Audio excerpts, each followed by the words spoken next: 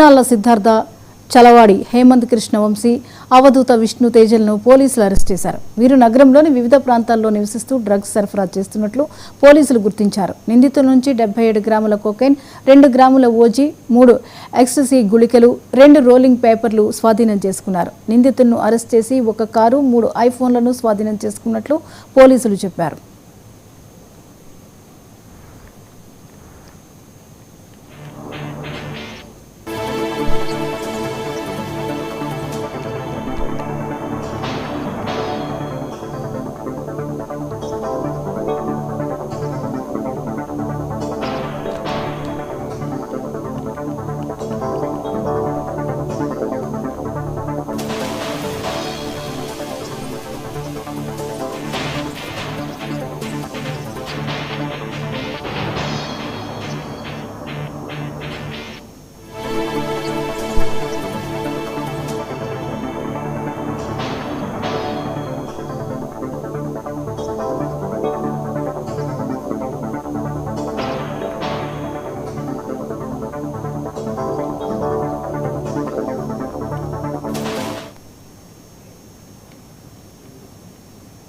అన్నమయ్య జిల్లా పీలేరు నియోజకవర్గం వాల్మీకిపురంలో పట్టాభిరామ